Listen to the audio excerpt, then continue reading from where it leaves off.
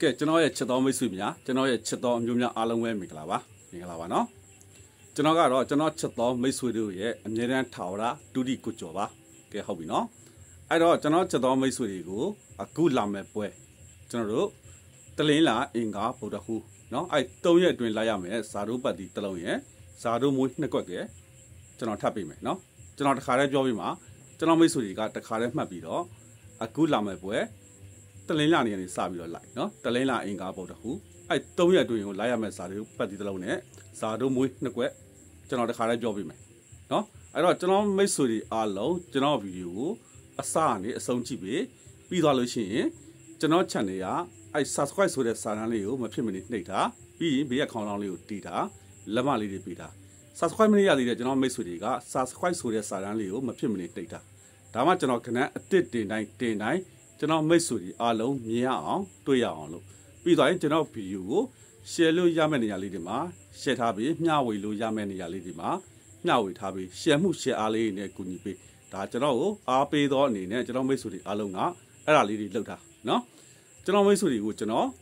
မေတ္တာလက်ဆောင်ကျွန်တော်ပေးနေကြတိုင်းတခါတည်းကျွန်တော်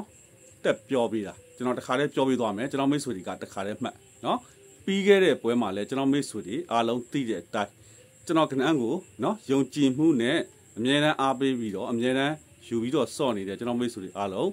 းဇာတို့မွေးကနလိုက်စော့တဲ့ကျွန်တော်မိတ်ဆွေတွေအားလုံးပြီးခဲ့တဲ့ပွဲမှာပထမတစ်ချိန်ကျွန်တော်ပြလိုက်တဲ့ဇာတို့မွေးပတ်ဒီကျွန်တော်တို့နော်ကိုပထမတစ်ချိန်အောင်တယ်အဲ့ဒါကျွန်တော်မိတ်ဆွေတွေအားလုံးသိတယ်ဇာတို့ပတ်ဒီပထမတစ်ချိန်ကိုအောင်ပြီးသွားလို့နောက်ထပ်ကြံတဲ့3ရက်ကိုကျွန်တော်ထပ်ပေးလိုက်တယ်ဇာနော်ဇာတို့မွေးခွက်၄ကိုဆိုပြီးတော့မှကျွန်တော်တို့ဒုတိယတစ်ချိန်ထပ်ပြီးတော့အောင်မြင်တယ်အဲ့တော့ပြီးခဲ့တဲ့ပွဲမှာကျွန်တော်တို့2ချိန်အောင်မြင်တယ်အဲ့ဒါကျွန်တော်ဗီဒီယိုကိုဝင်ကြည့်ပြီးတော့ကျွန်တော်ပေးတဲ့ဇာတို့မွေးကနန်းကိုနော်ကင်ပြီးတော့စော့တဲ့ဇာတို့လိုက်ပြီးတော့ဇာတို့လိုက်စော့တယ်ကျွန်တော်မိတ်ဆွေတွေအားလုံးရတယ်နော်အဲ့လိုရတဲ့မိတ်ဆွေကကွန်မန့်လေးမှာဘယ်လောက်ဟိုးရတယ်ဆိုတာရေးပေးဒါမှကျွန်တော်လည်းတွေ့တော့ကျွန်တော်လည်းအားရှိတာပေါ့ကျွန်တော်လည်းဝမ်းသာတယ်နော်ကွန်မန့်လေးမှာမှတ်ပေးတာအခုလာမယ့်ပွဲအတွက်ကိုလည်းကျွန်တော်တခါတည်းပြောပေးသွားမယ်အဲ့ဒါကကျွန်တော်မိတ်ဆွေတွေအတွက်ကိုကျွန်တော်အခုလာမယ့်ပွဲမှာလည်းထပ်ပြီးတော့ဇာတို့မွေးကနန်းနဲ့ဇာတို့လိုက်နေတဲ့ကျွန်တော်မိတ်ဆွေတွေအတွက်ထပ်ပြီးတော့အဆင်ပြေသွားအောင်လို့နော်တခါတည်းပြောပြီးမှာကျွန်တော်မိတ်ဆွေတွေကတခါတည်းမှတ်နော်ကျွန်တော်ဗီဒီယိုကိုအစာဆုံးထားထောင်ပေးကျွန်တော်ပြောပြီးမဲ့ဇာတို့မွေးကနန်းကိုလည်းတခါတည်းမှတ်ပြီးတော့လာမယ့်ပွဲမှာကျွန်တော်တို့3ရက်အတွင်းလိုက်ပြီးတော့ဇာတို့နဲ့ဆော့ထပ်ပြီးတော့အဆင်ပြေသွားအောင်လို့နော်အဲ့တော့ကျွန်တော်မိတ်ဆွေတွေအားလုံးနော်ကျွန်တော်တို့အခုလာမယ့်ပွဲကကျွန်တော်တို့တလင်းလာအင်္ဂါဗုဒ္ဓဟူကြာတာပေးတောက်ကြကျွန်တော်တို့ဂျာရက်အဲ့လိုမျိုးပိတ်ရက်မရှိဘူးရက်အပြည့်ဖွင့်တာပေါ့နော်တလင်းလာနေတောက်ကြနေအထိအဲ့လိုရက်အပြည့်ဖွင့်တယ်အဲ့တော့ကျွန်တော်မိတ်ဆွေတွေဆော့လို့ကောင်းတယ်နော်ပြီးခဲ့တဲ့ပွဲတွေကတော့ကျွန်တော်တို့ပိတ်ရက်တွေရှိတယ်ကျွန်တော်မိတ်ဆွေတွေကအခုလာမယ့်ပွဲမှာတော့တိတိကျကျယူဆိုင်ပြီးတော့ထပ်ပြီးတော့အဆင်ပြေသွားအောင်လို့ဆော့တာကျွန်တော်မိတ်ဆွေတွေကိုကျွန်တော်ကမေတ္တာလက်ဆောင်ဖရီတခါတည်းပြောပေးတာနော်တချို့ကျွန်တော်ပြောပြအောင်မယ်တချို့ကျွန်တော်မိတ်ဆွေတွေကျွန်တော်ဗီဒီယိုကိုဝင်ကြည့်အခုကြည့်နေတဲ့မိတ်ဆွေတွေထဲမှာလည်းရှိမှာပေါ့နော်ကနန်းကိုအဲ့လိုမျိုးဇာတို့မွေးကနန်းကိုဝယ်ပြီးတော့ဆော့ရတဲ့မိတ်ဆွေတွေရှိလိမ့်မယ်နော်ရှိမှာပါဒါကျွန်တော်မိတ်ဆွေတွေမကင်းပါဘူးနော်ကျွန်တော်တို့ဇာတို့မွေးကနန်းကိုအဲ့လိုမျိုးမန်ပါချင်းနဲ့နော်ပတ်စံကြိုပေးပြီးတော့ဆော့ရတဲ့မိတ်ဆွေတွေရှိလိမ့်မယ်မဟုတ်လားကွန်မန့်လေးမှာဝင်ပြီးတော့ရေးနော်အဲ့လိုဝယ်ပြီးတော့ဆော့တဲ့မိတ်ဆွေတွေရှိလိမ့်မယ်အဲ့လိုဝယ်ဆော့လို့ကျွန်တော်တို့နော်ယုံကြည်မှုနဲ့ကနန်းဝယ်ဆော့တယ်ပြီးသွားလို့ရှိရင်ကနန်းကထွက်မလာဘူးဇာတို့မွေးကနန်းကထွက်မလာဘူးအဲ့ဒီမှာကျွန်တော်တို့တပွဲလုံးပျောက်သွားတဲ့အတွက်အဲ့ဒီမှာအရှုံးကြီးရှုံးတယ်ဇာတို့နဲ့ရှုံးတာနော်အဲ့တော့ကနန်းကပျောက်သွားလို့ရှိရင်ရှုံးပြီပေါ့နော်တစ်ပတ်လုံးဆိုလို့ရှိရင်ကျွန်တော်10ဈေးတောင်ရှိတာနော်ကျွန်တော်တို့4ရက်ဆိုရင်ကျွန်တော်တို့နော်8ဈေးတောင်ရှိတာအဲ့လိုမျိုးတွေဇားနဲ့လိုက်ပြီးတော့နော်အရှုံးများနေတဲ့ကနန်းကိုဝယ်ဆော့ပြီးတော့အရှုံးများနေတဲ့ကျွန်တော်မိတ်ဆွေတွေနော်အကြောင်းမျိုးကြောင့်အရှုံးများနေတဲ့ကျွန်တော်မိတ်ဆွေတွေအကြောင်းမျိုးကြောင့်ဆိုတာကတူးဒီမှာကကျွန်တော်တို့အကွက်တရာထွက်လာတဲ့ကနန်းကကျွန်တော်တို့တစ်ခွက်တည်းထွက်တာနော်အဲ့ဒီမှာကဒိုင်ဘက်မှာကကျွန်တော်တို့96ကွက်ရှိတယ်ကျွန်တော်တို့ထိုးသားဘက်မှာကတစ်ခွက်တည်းရှိတာဒါကျွန်တော်မိတ်ဆွေတွေသိအောင်လို့ကျွန်တော်ကြုံတော့ကျွန်တော်စေတနာနဲ့ပြောပြတာနော်ကနန်းကကျွန်တော်တို့အကွက်တရာရှိတယ်ထွက်တာကတစ်ခွက်ကိုယ့်ဘက်မှာကကျွန်တော်တို့90ကျွန်တော်တို့က100ရာခိုင်နှုန်းရှိတယ်သူတို့ဘက်မှာကကျွန်တော်99ရာခိုင်နှုန်းနော်အဲ့လို90ရာခိုင်နှုန်းကိုယ့်ဘက်မှာ10ရာခိုင်နှုန်းအဲ့တော့မရှိမှာဟုတ်ပါဘူးနော်အဲ့လိုကွာတယ်ဒါပေမဲ့တို့ကျွန်တော်တို့ကနော်အဲ့လိုမျိုးပေါ့စော့တယ်ပေါ့စော့ရင်တန်းလန်းနဲ့အဲ့လိုမျိုးစော့နေကြတဲ့ကျွန်တော်မိတ်ဆွေကြီးနော်တနေ့တာနေတိုက်ကနန်းကိုနေတိုင်းထိုးလို့နော်မအောင်မြင်လို့နေတိုင်းရှုံးများနေတဲ့ကျွန်တော်မိတ်ဆွေကြီးနေတိုက်ကနန်းဆိုတာတနေ့မှာကျွန်တော်2ဈေး 7နိုင်စီရဲ့ညနေ4နိုင်ခွဲစီရဲ့အဲ့ဒါနေတိုက်ကဏ္ဍလို့ခေါ်တယ်ကျွန်တော်မိတ်ဆွေတွေသိအောင်လို့ပြောပြတာတနေ့တာနေတိုက်ကဏ္ဍကိုထိုးလို့အရှုံးများနေတဲ့မိတ်ဆွေတွေနော်3ရက်အတွင်းလိုက်ရမယ်ဇာတုံးမွေးကဏ္ဍဗုဒ္ဓဟူးမကျော်ဆိုပြီးတော့မှမန်ပါကြီးအဖွဲ့ဝင်ကြီးတွင်းပြီးတော့ကဏ္ဍကိုပတ်စံကြိုပေးပြီးတော့ဝယ်ဆော့နေရတဲ့မိတ်ဆွေတွေအဲ့လိုမျိုးအရှုံးများနေတဲ့မိတ်ဆွေတွေနော်အဲ့မိတ်ဆွေတွေကိုကျွန်တော်ကစေတနာနဲ့ကျွန်တော်စာနာလို့ကျွန်တော်ဖရီးမြစ်တာလက်ဆောင်တခါတည်းကျွန်တော်ပြောပေးတာဒါကျွန်တော်မိတ်ဆွေတွေနားလေသဘောပေါက်အောင်လို့ကျွန်တော်ပြောပြတာအဲ့ဒါဆက်နော်ကျွန်တော်စေတနာကိုသဘောပေါက်တဲ့မိတ်ဆွေကပေါက်လိုက်မယ်မပေါက်တဲ့မိတ်ဆွေကလည်းပေါက်မှာမဟုတ်ဘူး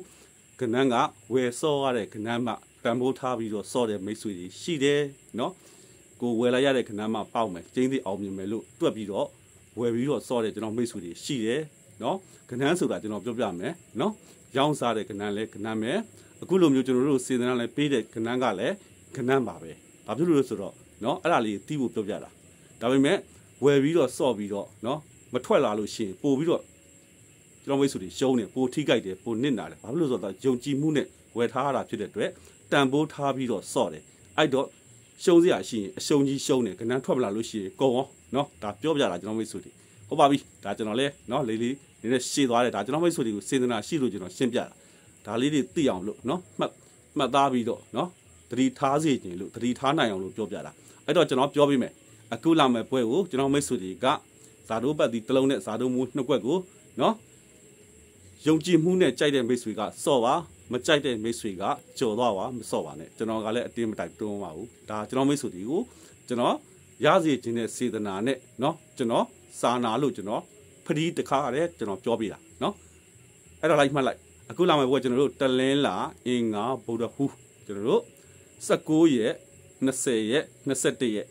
19ရက်5လပိုင်း2025ကနေကျွန်တော်တို့21ရက်5လပိုင်း2025ကြာတော့ကျွန်တော်တို့တလင်းလာအင်္ဂါဗုဒ္ဓဟူးအဲ3ရက်ပေါ့နော်အဲ3ရက်တွင်ကိုကျွန်တော်ပေးနေကြတိုင်း3ရက်တွင်လိုက်ရမယ်ဇာတိုးပတ်ဒီတလုံးကကျွန်တော်တို့6နော်6ဇာတိုးပတ်ဒီတလုံးကို6ကိုဇာတိုးပတ်ဒီက6တလင်းလာအင်္ဂါဗုဒ္ဓဟူးနော်